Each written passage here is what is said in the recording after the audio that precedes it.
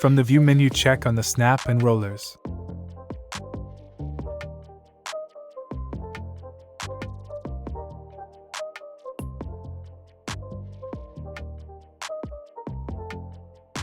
Choose Ellipse tool. Choose Path from here.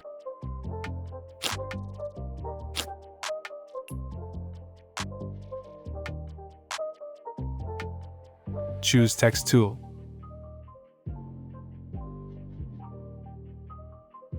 And type your text.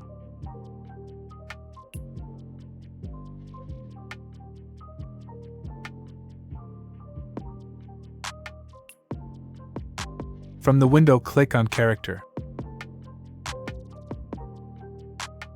And you can apply more settings.